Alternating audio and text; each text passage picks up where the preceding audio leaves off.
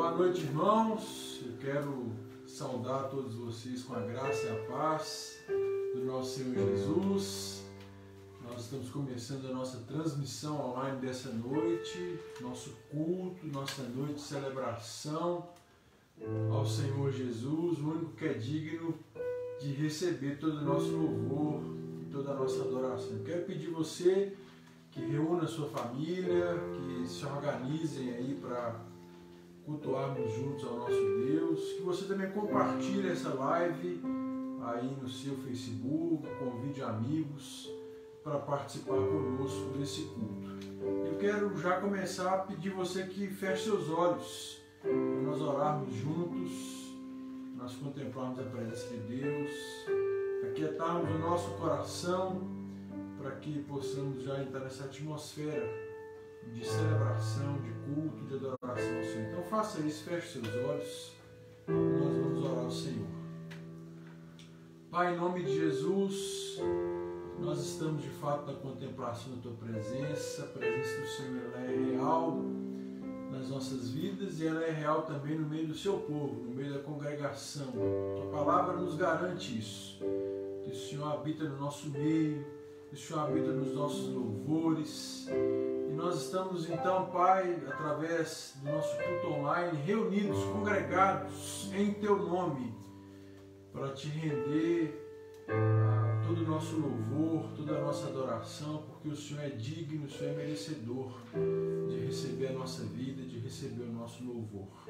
Pai, em nome de Jesus, que o Teu Santo Espírito tenha liberdade no nosso meio para agir, para falar ao nosso coração, para usar as canções, ao passo que nós Te celebramos, Te adoramos, também possa usar as canções para falar conosco também e usar especialmente a mensagem da Palavra de Deus para tocar os nossos corações essa noite. Fique à vontade no nosso meio, Pai, que agora os lares que estão nos acompanhando sintam a Tua presença, que cada família reunida agora possa Te contemplar, possa sentir a Tua presença e celebrar o Senhor. Em nome de Jesus que nós oramos, Pai. Amém e amém. Amém, querido. Nós vamos juntos louvar o Senhor. A palavra de Deus diz que nós somos a morada de Deus. Nós somos o templo do Espírito Santo de Deus. O Espírito Santo habita em nós. O apóstolo Paulo diz, na sua carta aos Efésios, no capítulo 3, para nós nos enchermos do Espírito Santo. De modo que nós vamos cantar isso. O Espírito Santo de Deus, que um dia operou por meio dos apóstolos, isso está registrado no livro de Atos, operando sinais e maravilhas, de modo que as pessoas procuravam os apóstolos querendo saber o que elas precisavam fazer para se tornarem discípulos de Jesus. Nós vamos cantar isso porque nós queremos que o Espírito Santo opere também em nós. Faça de novo, Espírito Santo, através de nós. Faz em nós e faz através de nós a sua obra para que o nome do Senhor seja conhecido e engrandecido em toda a terra.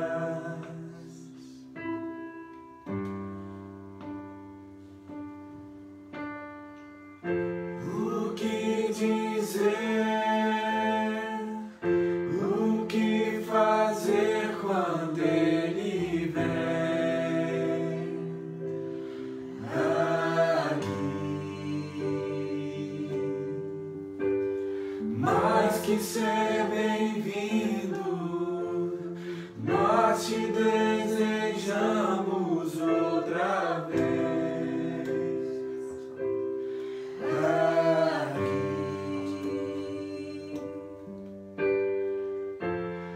Nosso amigo Santo Espírito,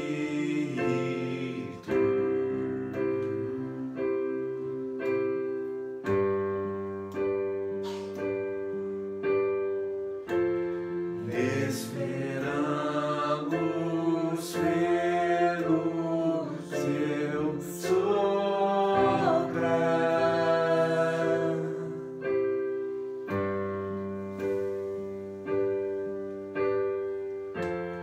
com seu olho venha nos ungir.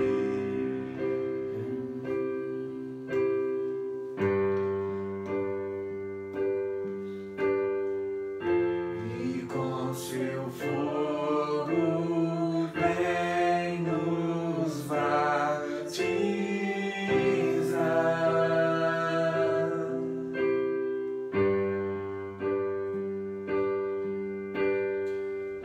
O que dizer, o que fazer quando ele vem aqui? Mais que ser bem-vindo, nós te desejamos outra vez aqui.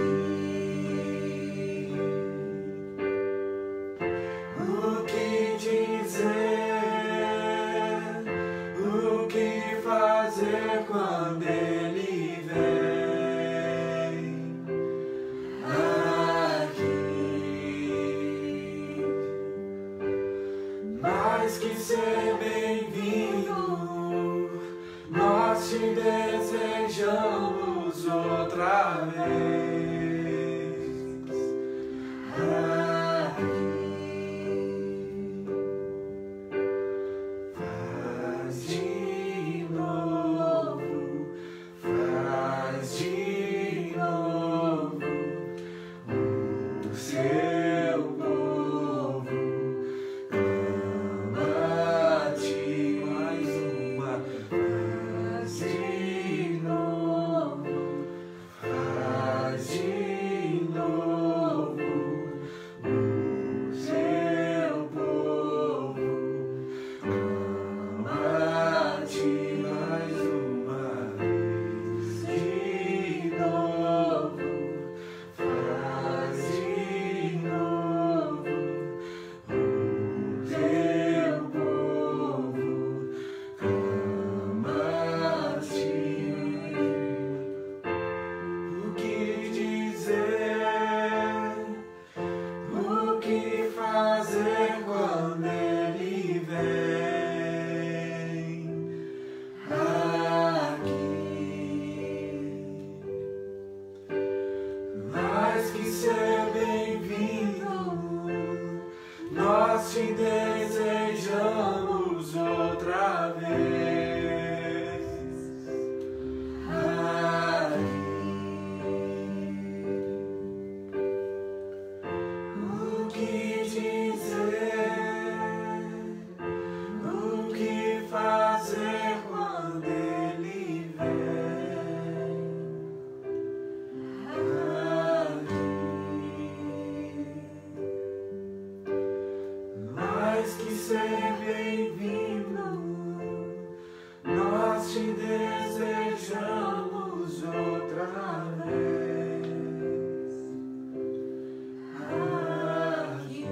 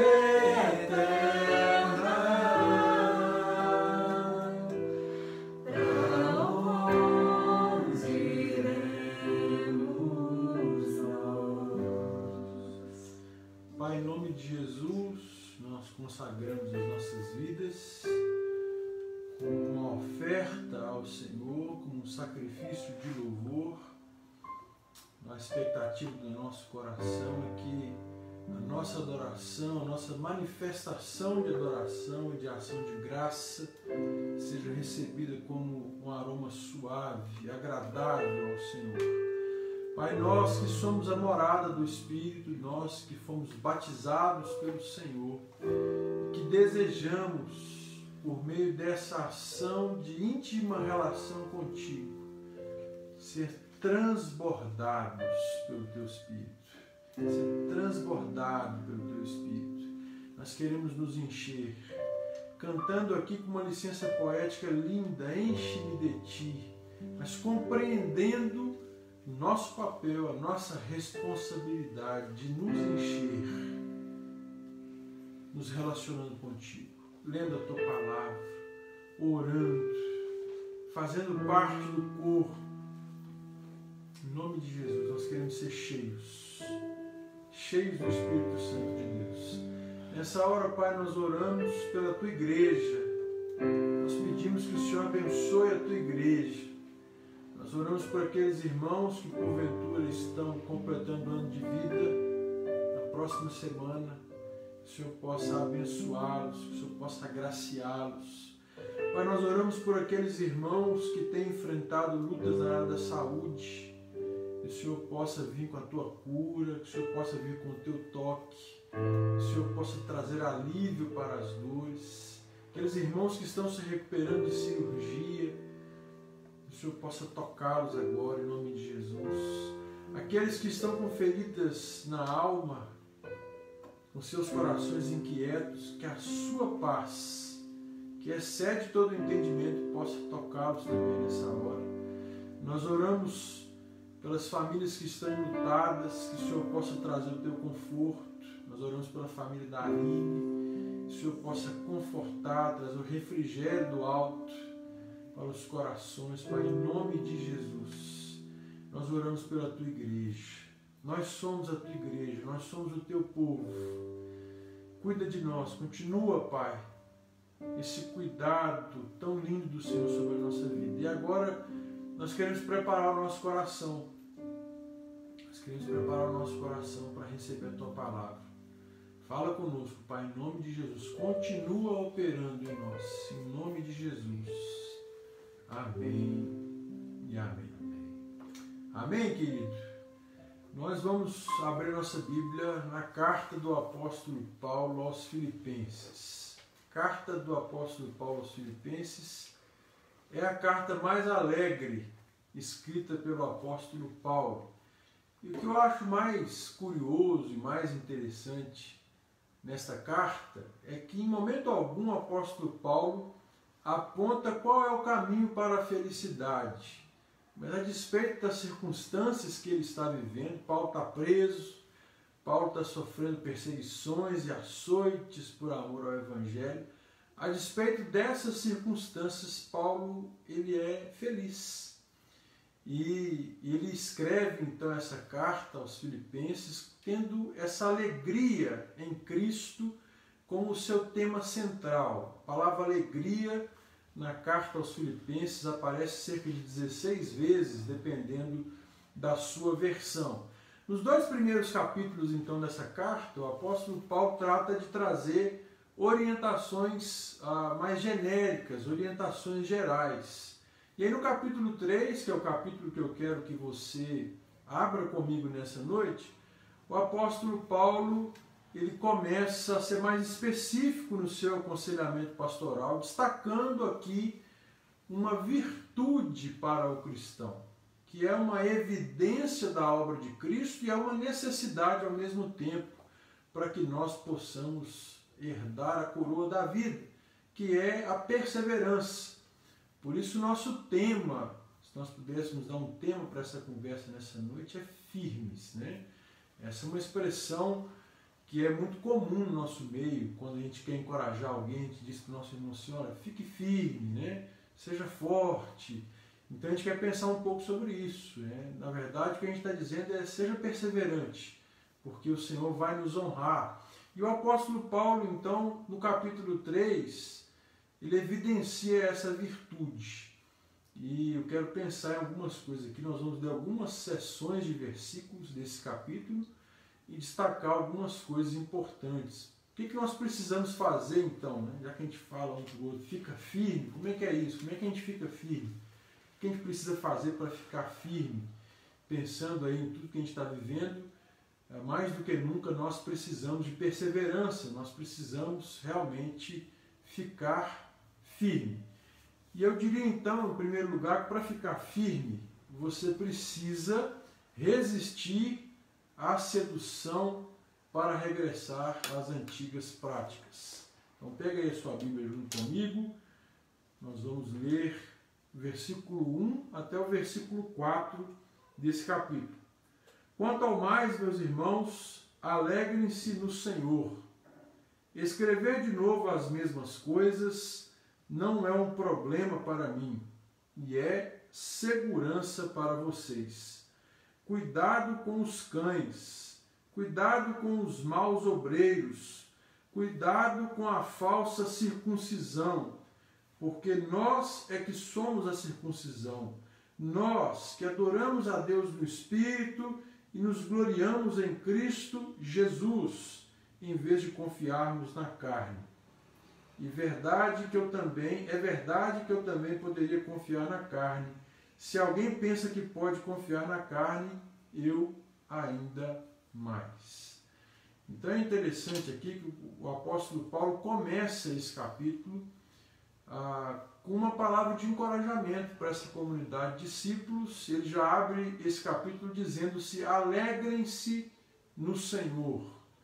E pode soar estranho uma exortação dessa quando na verdade o que está viziando o nosso coração é o caos. Como é que alguém pode pedir para que uma outra pessoa se alegre quando o contexto ele é, na verdade, um contexto triste ou um contexto desanimador? E aí, novamente, a gente precisa evocar aqui o contexto, porque quem está dando essa exortação é alguém que pode falar isso com muita propriedade. O apóstolo Paulo está escrevendo essa carta do cárcere. Ele sofre na sua pele, no seu próprio corpo, os sofrimentos de Cristo. E a despeito disso, ele é alegre, ele é feliz, ele se alegra, porque o apóstolo Paulo compreende que a sua alegria vem do Senhor. Por isso ele diz, alegrem-se no Senhor. Portanto, a alegria é uma virtude também na vida do cristão, e é uma virtude que independe de circunstâncias favoráveis. Nós, ao olharmos para o Senhor, a contemplarmos tudo que o Senhor fez pela nossa vida, nós podemos e nós devemos nos alegrar, mesmo em meio a situações de crise, em meio a situações difíceis. E aí no primeiro verso, ele também diz que vai repetir alguns ensinos que ele já ensinou outrora para aquela comunidade, em outros momentos. E é interessante porque ele diz que isso não é um problema para ele, então não é penoso para o apóstolo Paulo repetir o ensino, e tampouco ele compreende que isso seja inútil para aquela comunidade, porque ele diz que é segurança para os seus leitores.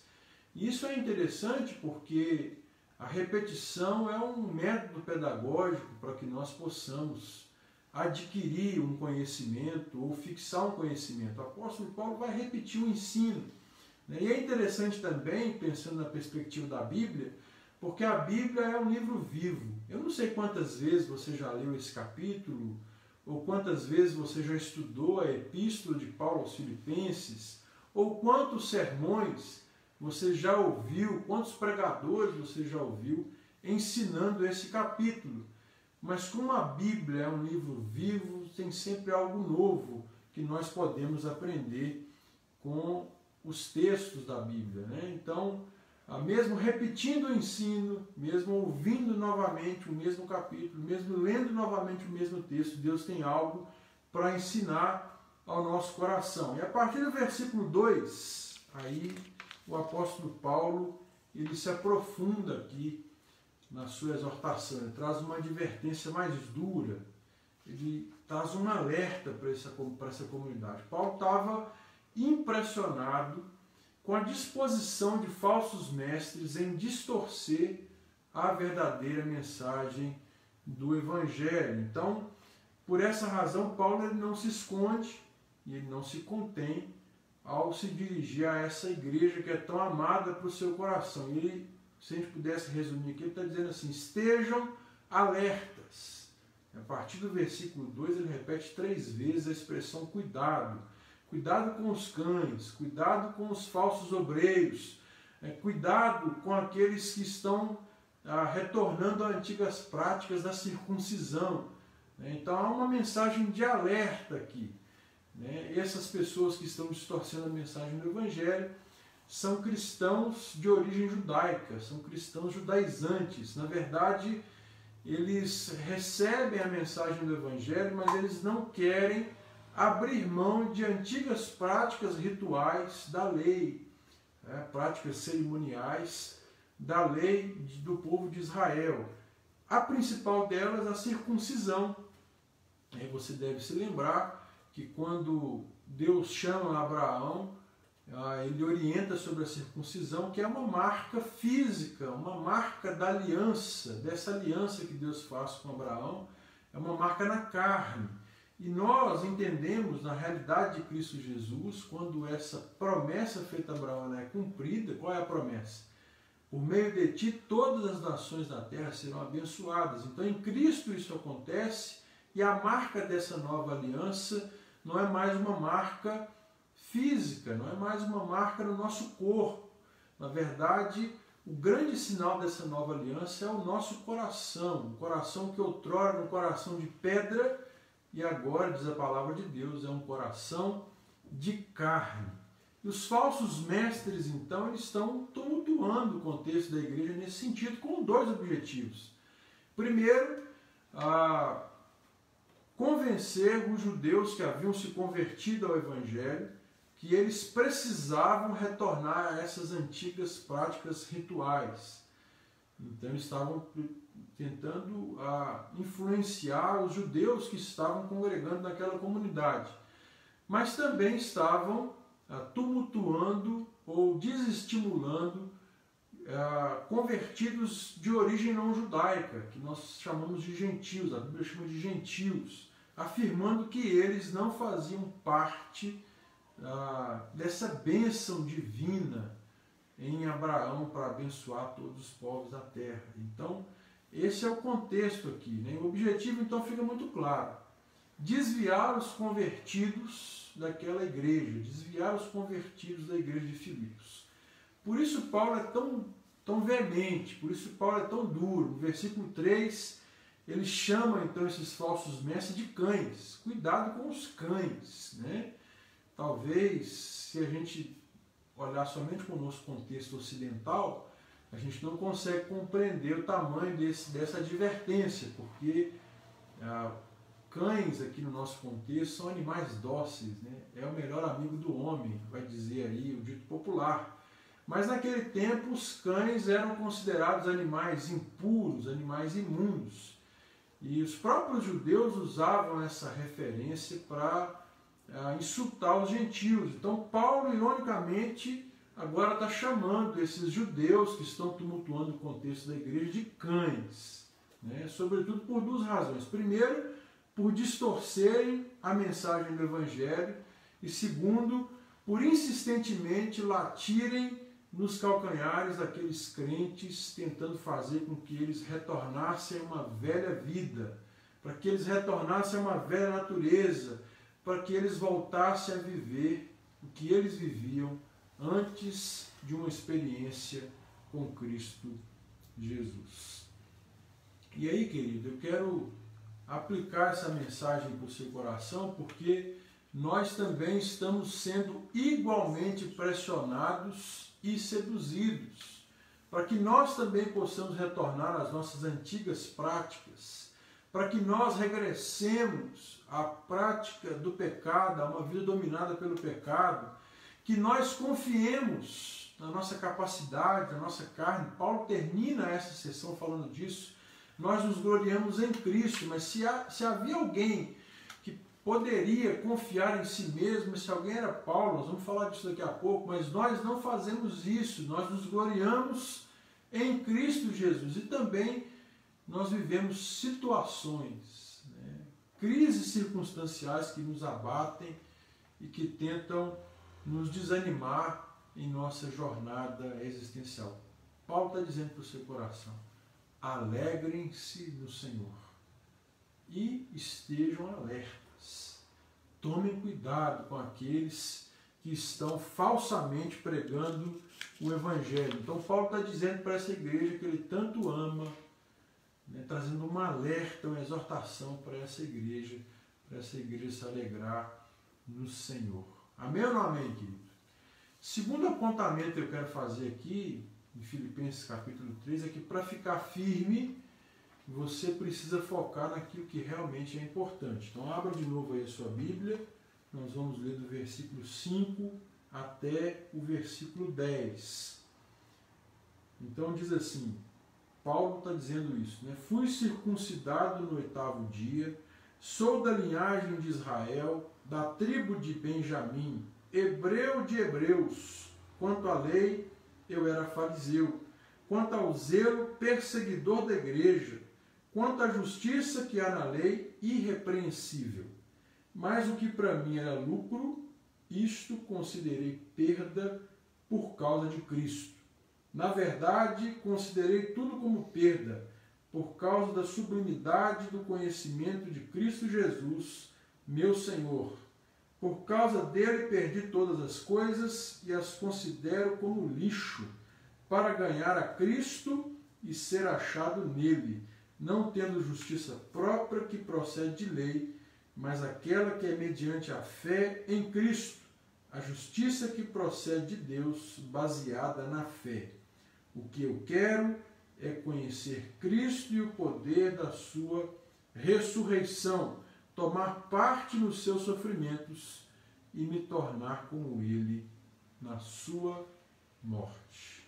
Bendita seja a palavra de Deus. Olha o que o Paulo está dizendo aqui, irmãos. Paulo, nesses versos, faz um belo testemunho pessoal. É da própria vida de Paulo, que é da sua própria vida que Paulo fala aqui. Então ele fala da sua vida antes de Cristo e fala agora da sua vida depois que ele foi encontrado por Cristo. E é interessante porque Paulo destaca que é perfeitamente instruído a viver sob a lei, confiado na carne, nos rituais, confiado na sua própria força. O que Paulo está fazendo aqui, irmãos, é apresentar as suas credenciais. E ele apresenta credenciais que deixariam lá os falsos mestres, esses cristãos judaizantes, boquiabertos. Por que não dizer com inveja, né? E aí, ao passo que ele vai relatando e vai apresentando as suas credenciais, Paulo fala de uma transformação, de uma regeneração, de um novo nascimento, de uma mudança, de uma nova natureza. No dia em que Paulo foi encontrado por Cristo, aconteceu uma transformação radical na sua vida. No dia em que nós fomos encontrados por Jesus, essa transformação também aconteceu. Se você ainda não viveu essa experiência, você precisa urgentemente ter o seu encontro pessoal com Jesus. Então Paulo está dizendo que nessa nova vida há uma mudança de valores. Aquilo que antes era importante para o apóstolo Paulo, que de repente poderia se servir de baluarte, né, de apresentação para a sua vida, agora já não há mais valor. Então, com esse testemunho, Paulo pega essas credenciais de deixar os judeus boquiabertos e ele simplesmente rasga essas credenciais e as joga no lixo. É isso que ele diz: eu considero isso como lixo, não tem mais nenhum valor. Paulo abriu mão da sua vida, abriu mão de todas as suas credenciais judaicas para viver aquilo que Cristo conquistou por ele na cruz do Calvário. Paulo então abre mão da sua vida, ele abre mão de todas essas credenciais que ele relata aqui no texto para ganhar aquilo que ele não poderá perder jamais, para ganhar uma nova vida em Cristo Jesus. Agora, nada mais do que eu já vivi até aqui, Paulo está dizendo, nada disso tem valor mais. Aquilo que esses falsos mestres consideram como valoroso, como algo importante, para mim não tem mais nenhum valor. O que é importante para mim é viver a minha vida de um modo que glorifica ao Senhor Jesus. É participar dos sofrimentos de Cristo, é viver a vida